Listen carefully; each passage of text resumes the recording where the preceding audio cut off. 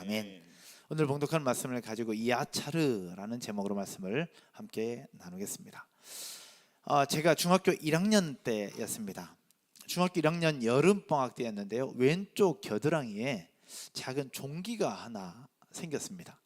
작은 종기가 생겼는데 점점 커져가는 것 같아서 가까운 동네 보건소에 가서 주사를 한 대 맞고 왔는데요, 이 주사가 부작용이 있었는지 모르겠는데 이 고름이 사라지는 것이 아니라 점점 커져가면서 여기에 고름이 이제 아래로 계속해서 흘러내리는 것이었습니다. 근데 이 종기도 종기고 고름도 고름인데 문제는 그때 이후로 어떤 일이 벌어졌느냐, 여러분 제가 몇 번 나눠서 기억할지 모르겠는데 이 엉덩이 아래쪽 허벅지 부분이 새카맣게 썩어 들어가면서 죽어가면서 제가 한 달을 넘게 일어나지 못한 상태로 누워서 지냈던 적이 있었습니다. 다리에 전혀 힘이 들어가지 않고요, 병원에 갔는데 병원에서도 원인을 찾을 수 없다고 그냥 집으로 가라고 했습니다. 그래서 한 달 동안 누워 지내면서 그때 시골교회의 이기영 전사님, 지금도 기억합니다. 이기영 전사님께서 새벽 예배 마치면 오토바이 타고 매일 저희 집에 오셔서 저를 위해서 기도해 주시고 가시고 기도해 주시고 가시고, 그렇게 여름방학 한 달을 보냈던 적이 있었습니다. 그런데 바로 그때에 무뚝뚝한 저의 아버지가 저를 얼마나 사랑하시는가를 제가 느낄 수 있는 그런 시간이었습니다. 저희 아버지는요, 교회에 대해서 완강하게 거부하셨던 분이셨어요.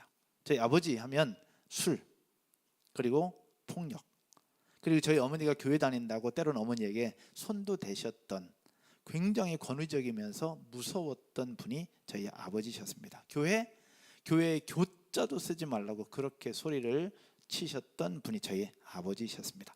그런데 그러던 제 아버지가, 이 막내 아들이 일어나지도 못한 채 교회 가고 싶다고 하니 저희 아버지가 지게에다 지고 저를 매일 아침 저녁으로 교회까지 데리고 갔다가 데려오시고 데리고 갔다 데려오시고, 그 일을 거의 한 달 가까이 하셨던 저희 아버지셨습니다.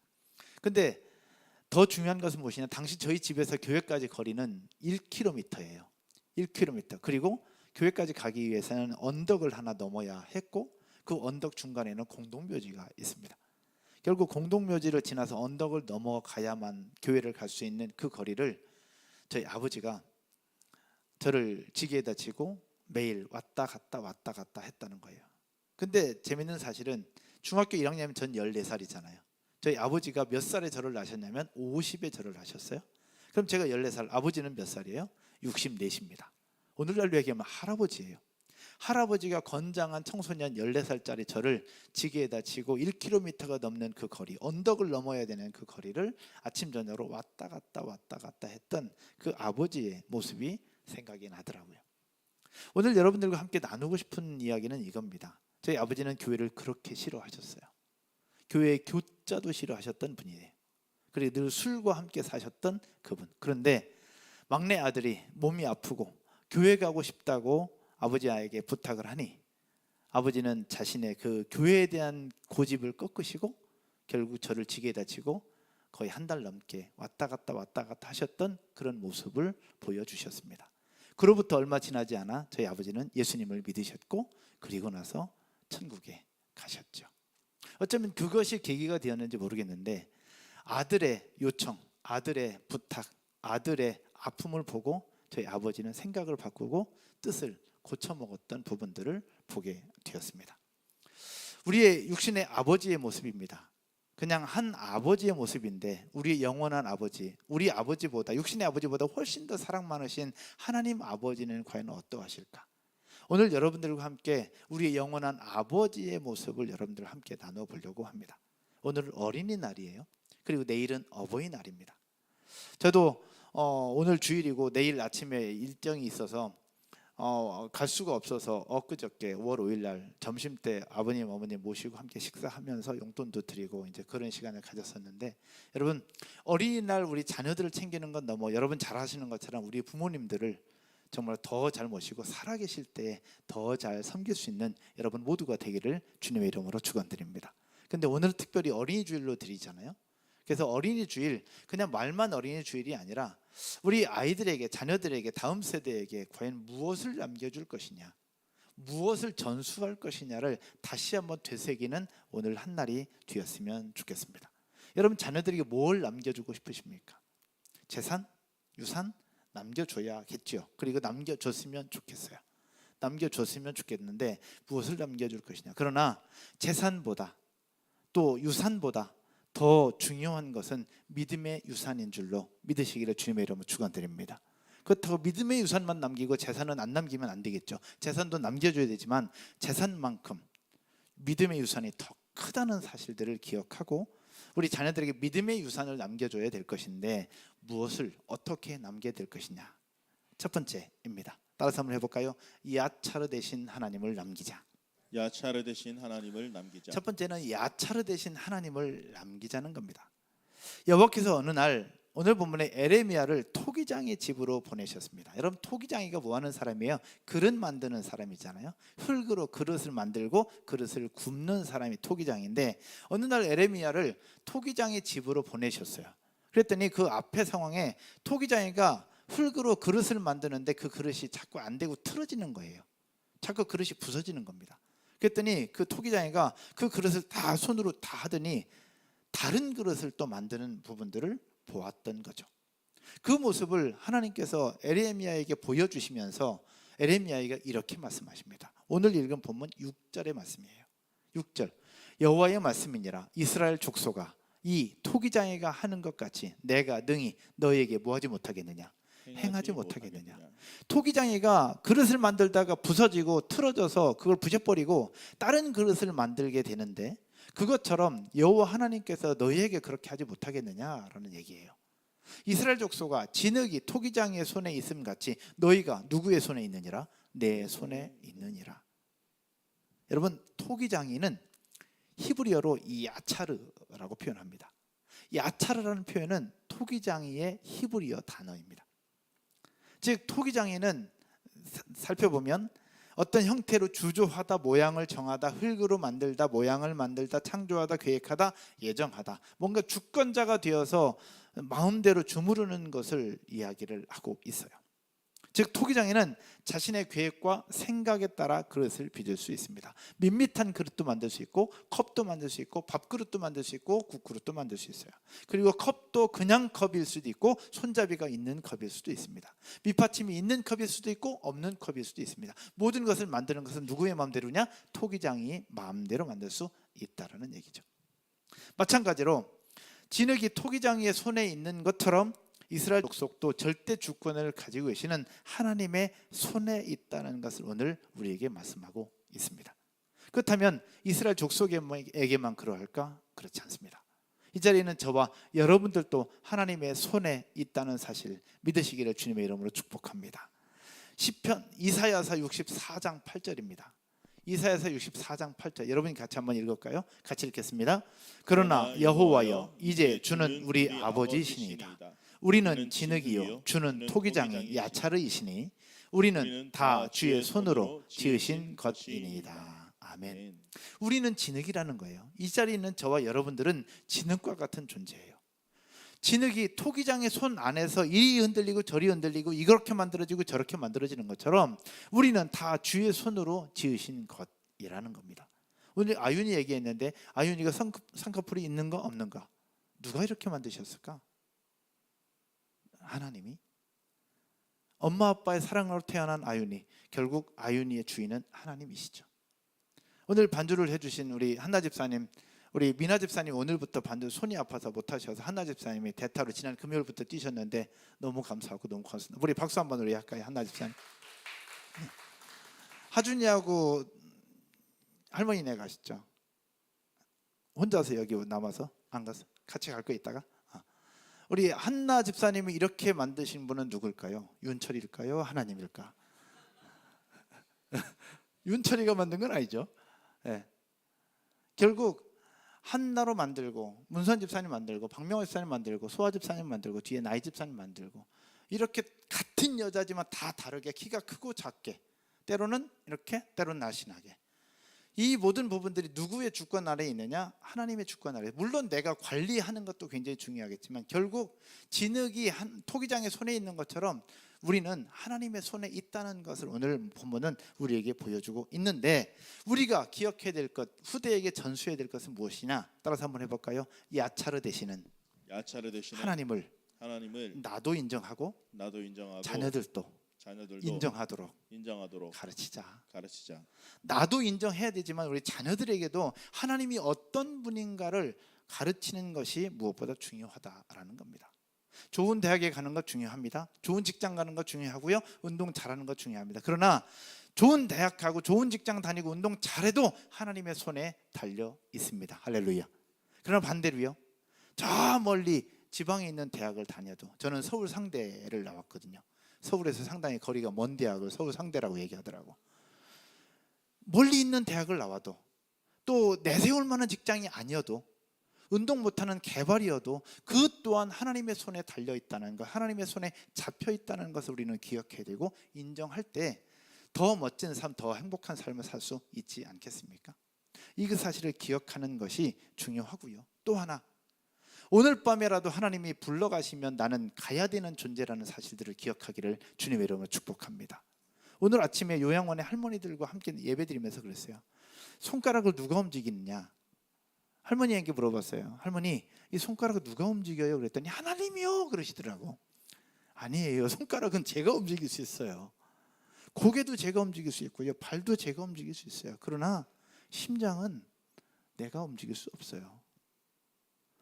움직이는 심장을 멈추게도 할 수 없고 멈춘 심장을 뛰게도 할 수 없어요. 우리는 이 심장을 잡고 계시는 분이 누구냐? 야차르 되시는 우리 하나님이십니다 라고 함께 나눴는데요. 여러분, 우리의 심장을 잡고 계시는 분이 하나님이심을 기억하고 그 하나님을 나도 기억하고 인정할 뿐만 아니라 우리 자녀들에게도 어릴 적부터 우리의 심장을 붙잡고 계시는, 우리의 생명을 붙잡고 계시는 하나님을 증거하고 나눌 수 있기를 주님의 이름으로 축원드립니다.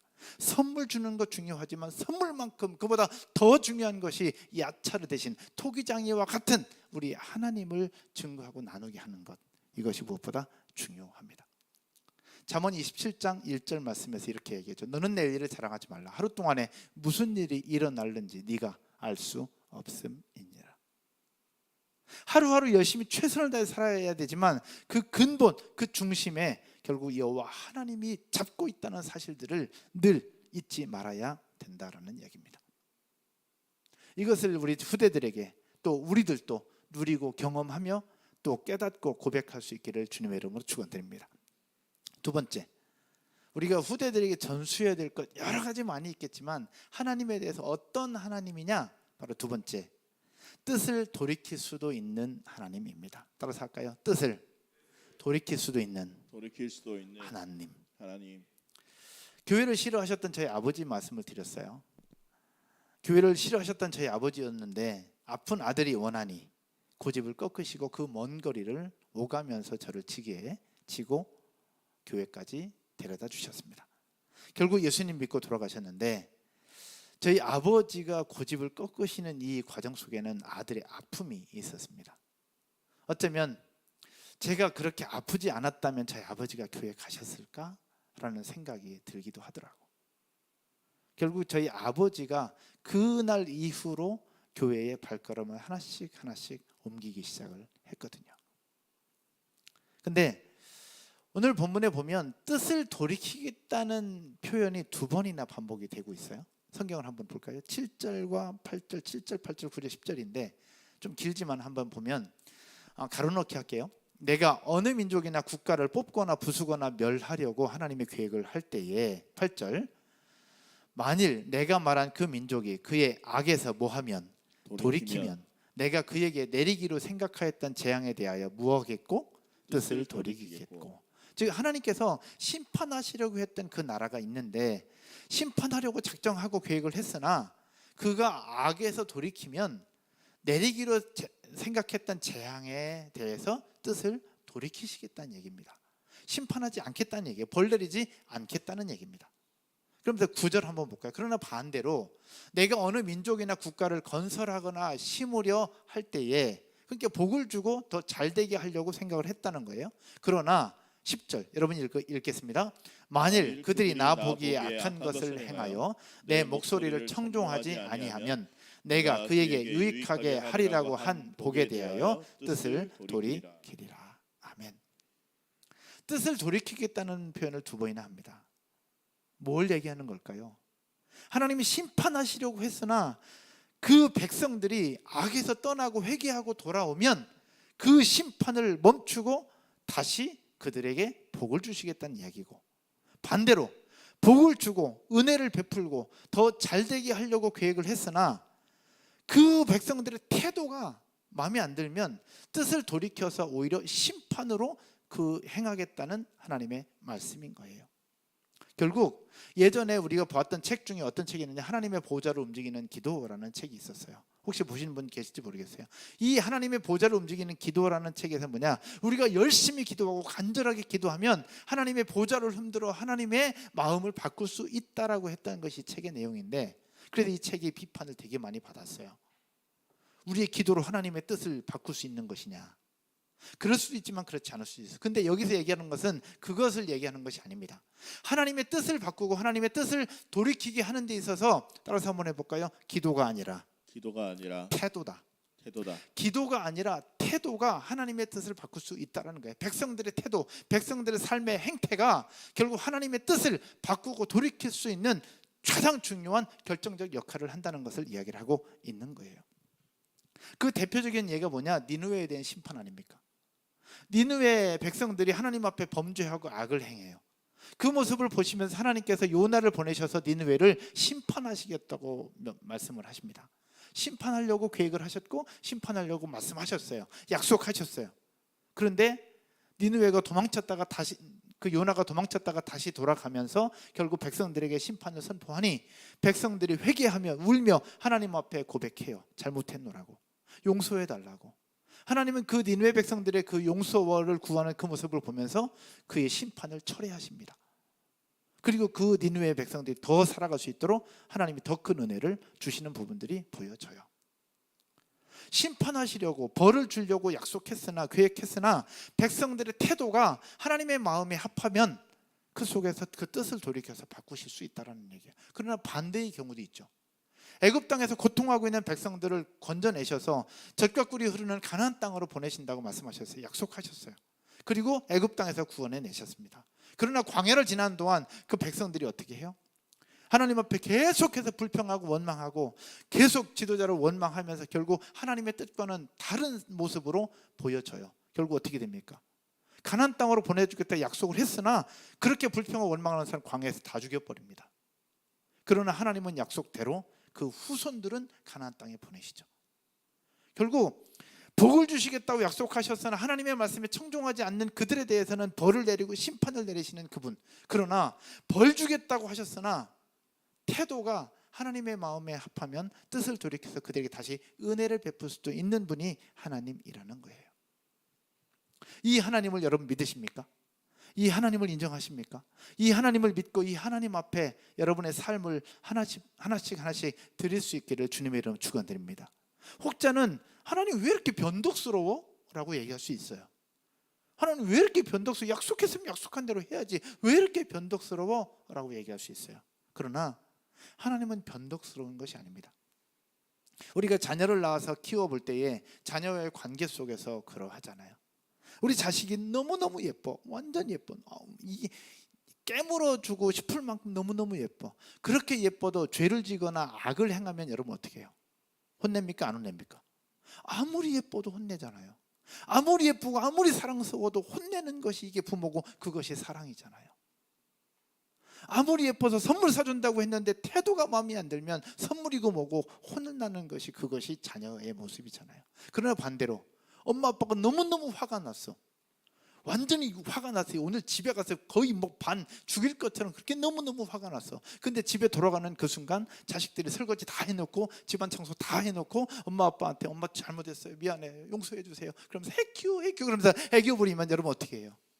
아무리 화가 났어도 자식들의 태도를 보면서 엄마 아빠의 마음은 녹아지는 거예요. 이게 하나님의 모습 아니냐는 거예요. 하나님 앞에서 우리의 모습이 그러하고 우리의 모습 앞에서 우리 자녀들의 모습이 그러한데 우리 자녀들에게 무엇을 가르쳐야 될 것이냐? 하나님이 어떤 분인가를 가르쳐 줄 수 있기를 주님의 이름으로 축원드립니다. 여러분, 하나님은요, 우리의 모든 주권자 되시는 분이라는 사실 믿으시기를 주님의 이름으로 축복합니다. 더 나아가서 우리 주권자 되시기 때문에 우리를 이렇게도 할 수 있고 저렇게도 할 수 있어요. 근데 우리의 기도가 아니라 우리의 태도에 따라서 하나님은 이렇게도 할 수 있고 저렇게도 할 수 있는 분임을 기억하셔야 합니다. 직장에서도 마찬가지, 사업장에서도 마찬가지입니다. 처음에 좋은 직장 주셨다고 너무너무 감사하고 감사의 고백하고 했어요. 그러나 직장에서 이제 안정된 삶이 주어지고 그 속에서 평안한 삶이 주어지니 하나님에 대한 감사는 어디론가 사라져버리고 말아요. 사업장도 처음에 너무너무 감사하고 너무 고마워했어요. 그러나 이제 돈이 벌리기 시작하면서 안정이 되고 내 삶이 평탄해지기 시작하면서 하나님은 어디론가 사라져버리는 부름들. 우리 모습을 아시는 하나님이 그 모습을 보면 어떻게 할까요? 복 주신 것에 대해서 후회하실까 아니면 기뻐하실까? 우리의 태도에 따라서 달라질 수 있다는 겁니다. 사랑하는 여러분, 내 삶이 어떠하든 하나님 앞에 감사의 고백이 넘치고 그 속에서 하나님의 은혜를 누리고 나누는 저와 여러분 모두가 되실 뿐만 아니라 자녀들에게도 그 하나님을 증거하고 보여주는 여러분 모두가 되기를 주님의 이름으로 축원드립니다. 말씀의 결론을 맺으면서요, 야차르가 되시는 하나님 어떻게 하면 경험할 수 있을까? 어떻게 하면 보여줄 수 있을까?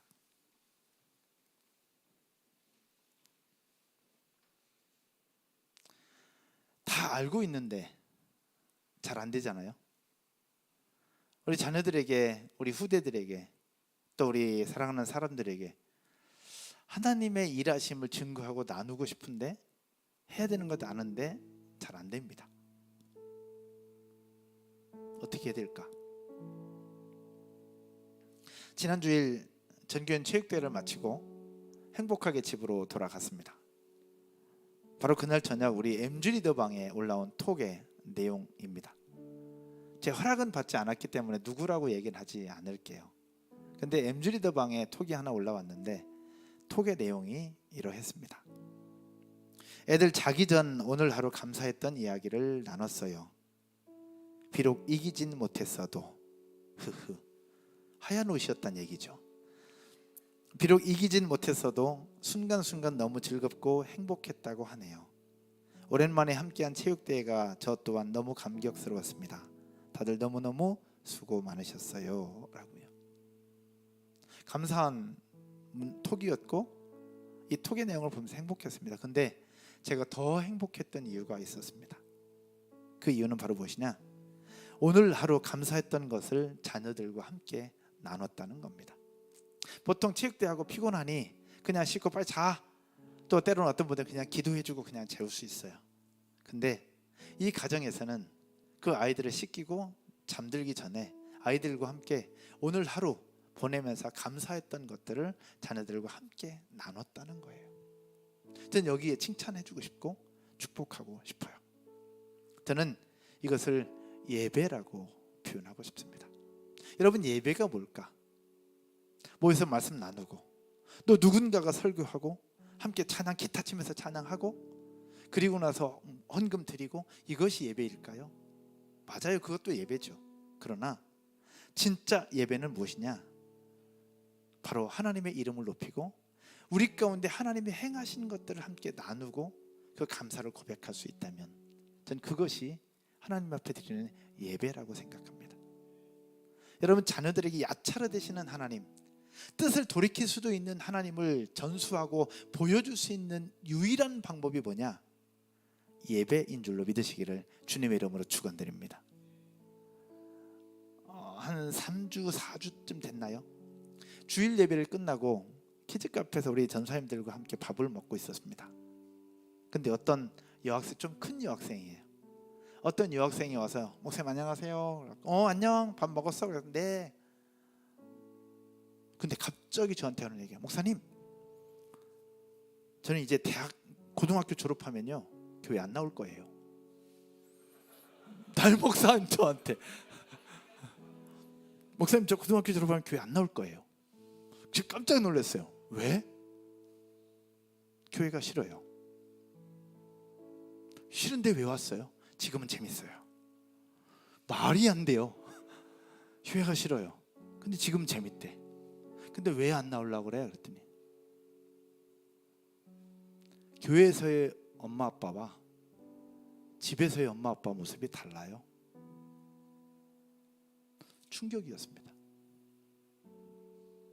아이들은 보고 있다는 얘기예요. 엄마 아빠가 교회 왔을 땐 너무 잘해준대요. 근데 집에 가서 일주일 동안 삶은 아니라는 얘기예요. 제가 하나 더 묻고 싶었는데 묻지 않았어요. 혹시 집에서 엄마 아빠랑 예배 드려본 적 있니? 라고 묻고 싶었어요. 묻지 않았어요. 여러분, 우리 자녀들에게, 후대들에게 야차르가 되시는 하나님을 전수하고 나누는 것, 교회에서도 가르쳐 주겠지만 일주일의 시간은 168시간입니다. 168시간 중에 교회에 있는 시간은 단 1시간에서 2시간입니다. 나머지 166시간은 집에 있어요. 자녀들에게 하나님을 증거하고 하나님을 보여주고 하나님을 표현할 수 있는 것은 교회에서 하는 것이 아니라 어디서 하는 거냐? 집에서 하는 것이고 부모가 하는 거예요. 근데 집에서 부모가 아이들에게, 자녀들에게 이 하나님을 보여주지 않으면, 하나님을 전수하지 않으면 이 아이들은 하나님에 대해서 경험할 수도 없고 알 수도 없어요. 그러니까 고등학교 졸업하면 저 교회 안 나갈 거예요. 담임 목사한테 그 얘기를 하는 거 아닙니까? 이렇게 얘기하면 제 마음이 너무 찢어지듯 아팠어요. 너무 고통스러웠어요. 저는 기도해요. 우리 아이들 이름 하나하나 불러가면서 이 아이들이 여기서 이렇게 기뻐하고 이렇게 행복해하는데 집에서도 행복했으면 좋겠고, 그러면서 엄마 아빠랑 같이 이야기하고 감사의 고백을 나누면서 하나님이 어떤 분인가를 어릴 적부터 고백할 수 있는 그 아이들, 그러면 고등학교 졸업하고 대학하고 어떤 일이 벌어져도 그들은 하나님 절대 떠나지 않습니다. 근데 어릴 적부터 하나님을 보여주지 않으면, 가르쳐주지 않으면, 하나님이 어떤 분인가를 이야기해주지 않으면 그들이 청소년 되고 힘이 생기면 결국 다 하나님을 떠나버리고 마는 거예요. 교회를 떠나고 하나님을 떠나고. 여기서 좋다고요? 착각이에요. 일주일의 시간은 168시간, 교회는 단 2시간밖에 없어요. 근데 그래도 여기 계신 분들은 기도회라도 오시죠. 금요일날도 오시고 또 모임 때라도 계속 오시죠. 그럼 아이들 여기서 놀고 6층에서 놀고 7층에서 놀고 4층에서 놀고, 그러면서 교회를 접하는 시간이 점점 더 많아져요. 그러나 일주일에 단 한 번 이 자리에 딱 오고 휴일이라고 빠지고 어디 가고 그러면 나중에 커서 아이들에게 얘들아 교회 가자. 나 안 갈래. 나 온라인으로 드릴래. 왜 안 가? 교회 가야지. 옛날 엄마 아빠 다 온라인 드렸잖아. 왜 나보고 드리지 말라 그래? 그러면 여러분 우리가 뭐라고 얘기하겠습니까? 여러분, 이 아차르, 우리의 토기장이 되시는 하나님은요, 우리를 이렇게도 할 수 있고 저렇게도 할 수 있는 주권자 되시는 분이 하나님이세요. 우리에게 복을 주시겠다고 약속을 하셨으나 우리의 태도에 따라서 심판을 명하시는 분이 하나님이시고요, 때로는 심판하시겠다고 말씀하셨으나 우리의 태도를 보시면서 복을 주시고 더 건강하고 행복한 삶을 주시는 분도 하나님이라는 것을 우리도 기억할 뿐만 아니라 자녀들에게 남겨주고 보여줘야 되지 않겠습니까? 이것을 보여줄 수 있는 유일한 방법은 가정에서 드린 여러분의 삶의 태도와 예배입니다. 여러분, 이 예배의 삶을 포기하지 않으시기를 주님의 이름으로 축복합니다. 예배가 다른 대단한 것으로 예배하려고 하지 마십시오. 그렇게 안 해도 돼요. 여러분, 예수님처럼 살 필요도 없고요, 사도 바울처럼 살 필요 없어요. 예수님 결혼 안 했어요. 사도 바울도 결혼 안 했어요. 어떻게 사도 바울처럼 살아 우리가? 그러나 성경에 있는 성경의 정신은 가지고 살아야죠. 하나님 앞에 감사하고 하나님의 이름을 높이고 하나님을 예배하는 것, 이것은 우리가 포기하지 않아야 되는 가장 중요한 것이고, 우리 자녀들에게 일주일 다는 어려울지라도 적어도 단 10분이라도 함께 예배하면서 하나님의 이름을 높이고 하나님 앞에 감사를 고백할 수 있는, 그것을 가르치고 보여줄 수 있는 저와 여러분 모두가 되고, 모든 부모가 되고 모든 교사가 되기를 주님의 이름으로 축원드립니다. 축원드립니다. 저는 다시 그런 얘기 듣고 싶지 않아요. 목사님, 저 고등학교 졸업하고 교회 안 올래요. 딱 그 얘기 듣고 싶지 않아요. 마음이 너무 아파요. 내 자녀는 아닐 거야. 우린 그렇게 생각해서 내 자는 아니야. 우리 목사님 우리 애 아니죠? 그렇게 묻지 마세요 저한테. 얘기할 수 있지만 얘기 안 하는 것이 좋아서. 우리 집사님 중에 한 분입니다. 목사님, 제가 지금 신앙생활을 하고 있는 이유가 뭔지 아세요? 라고 그러니까. 뭔데요? 저희 엄마 아빠가 예배에 목숨 건 분이었기 때문에 그래요 라고 하셨어요. 엄마 아빠가 비가 오나 눈이 오나 맨날 자기들을 끌고 교회 갔다는 거예요. 자기는 예배 드린 것도 아니야. 근데 엄마 아빠가 교회 갈 때마다 맨날 자기들을 끌고 갔대. 근데 그것이 자신의 삶이 되고 그 결과 지금도 주일날 절대 빠지지 않는다는 거예요. 그러면서 결혼을 하고 아이들을 낳아서 키우는데, 그러다 보니 아이들에게도 그 예배가 얼마나 중요한지를 계속해서 가르쳐주는 자신의 모습이 되었다라고 얘기를 하고 있는 거예요. 제가 고맙다 그랬어요. 그리고 당신의 부모님들에게 제가 고마워하라고 얘기했어요. 여러분, 이 어린이 주일에 우리가 기억할 단 하나만 기억했으면 좋겠어요. 야차르가 되시는 하나님, 뜻을 돌이킬 수도 있는 하나님을 증거하고 나눠주고 보여줄 수 있는 것은 각 가정에서 자녀들에게 보여주는 예배, 감사의 고백, 하나님의 은혜를 나누는 그 모습임을 기억하시기를 주님의 이름으로 축복합니다. 하다가 쉽지 않으니 포기했을 수 있어요. 그렇다면 다시 시작해 보십시오. 다시 도전해 보십시오. 여러분, 같은 초등부에서, 유치부에서, 또 베베에서 우리 자녀들에게 말씀을 읽게 하고 함께 기도하게 하는 그런 부분들을 우리 각 전소님들이 열심히 노력을 하고 있는데, 상황이 쉽지 않으니 잘 안 하려고 그래요. 유치원 숙제는 다 하면서 교회 숙제는 잘 안 해요. 말도 안 되는 얘기지. 유치원 숙제는 맨날 있는데 다 해. 근데 교회 숙제는 점검 안 하니까 안 하는 거예요. 여러분, 진짜 중요한 것을 놓치지 않으시고 결국 야차르 되신 하나님 뜻을 돌이킬 수도 있고, 그 뜻을 돌이키는 데서 우리의 태도를 보시는 하나님 앞에서 다시 한번 일어서고 다시 한번 용기를 갖고 다시 한번 하나님 앞에 일어서게 되기를 주님의 이름으로 축원드립니다. 축원드립니다. 자리에서 한번 일어나셔서 같이 찬양 한번 드리지요.